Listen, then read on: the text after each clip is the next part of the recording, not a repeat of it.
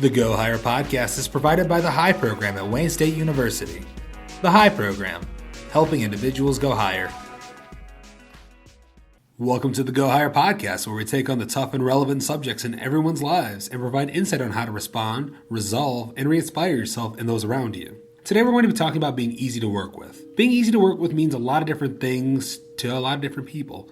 So we're going to break down what are the hallmarks of the character trait are, and why you should have this as a part of your brand and reputation.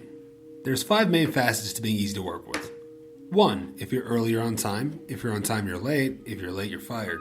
2, say what you're actually thinking and say it clearly. 3, set boundaries.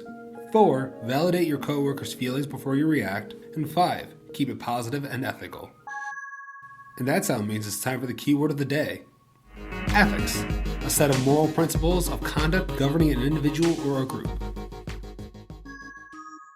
Protecting you and those around you are just as important as your education. Life happens, and we want to help you in every way possible to prepare for it. Here's your GHPP, Go Higher Program podcast safety tip of the day. Keep anything of even minimal value in the trunk of your car. If you do not take it with you, this safety tip came from the Wayne State Police Department. Now let's break down what makes someone easy to work with. 1, if you're early, you're on time. On time, you're late. Late, fired.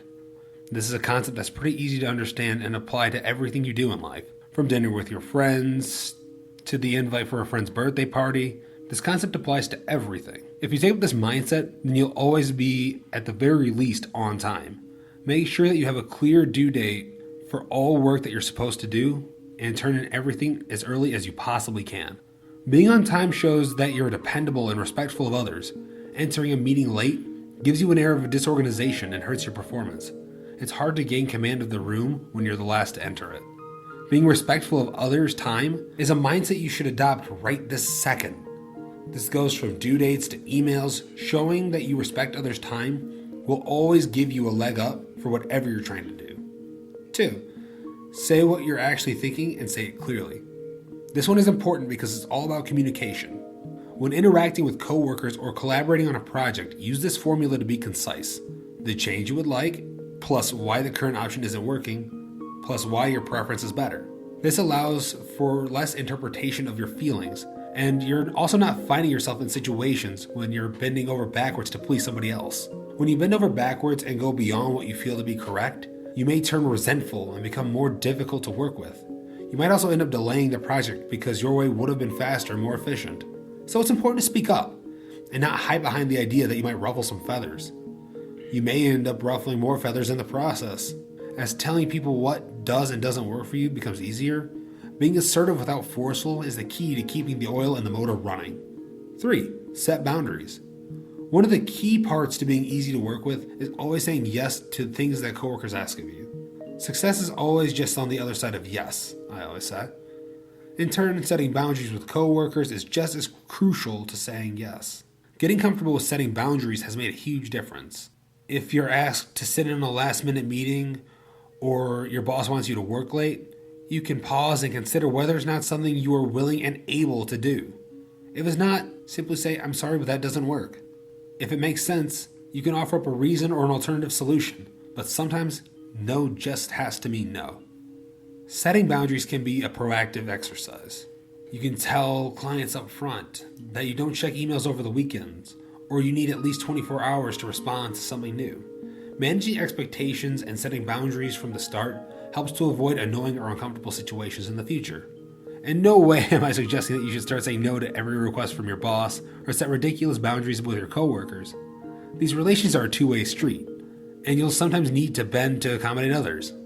Everyone's boundaries will be different, but learning about and applying these strategies will make it way easier for you to navigate difficult and uncomfortable situations. 4, validate your coworkers' feelings before you react.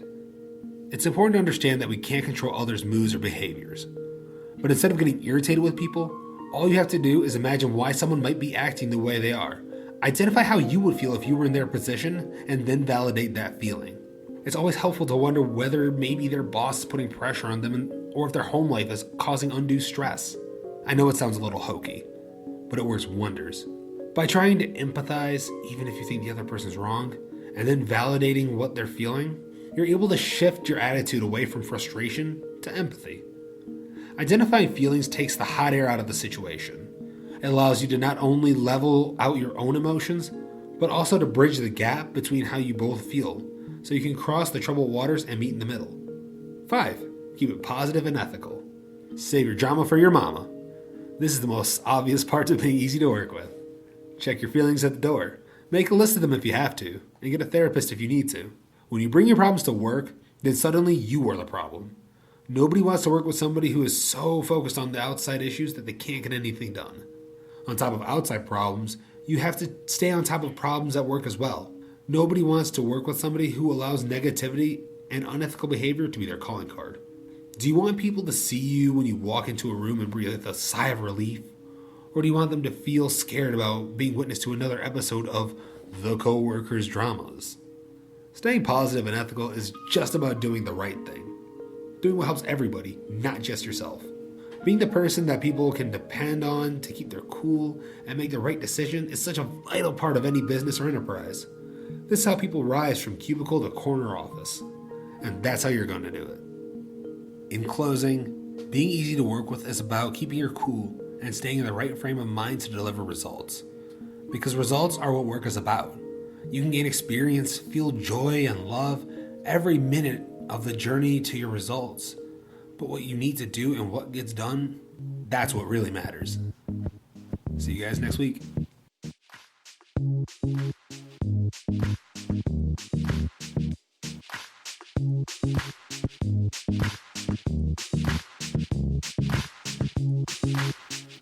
College can be difficult, but for some students, financial issues can make things impossible.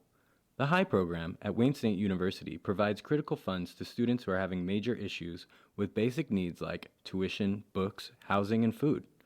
It's amazing, but just a few $100s at the right time can save a student from dropping out of school or being homeless. Students should not have to decide between basic life necessities and finishing their education. The HIGH program has connected hundreds of students with their basic needs and provided a light at the end of the tunnel for what amounts to the most difficult period of their young lives. If you would like to help, donations of any amount are welcome, and you can find all of our information at highprogram.wayne.edu.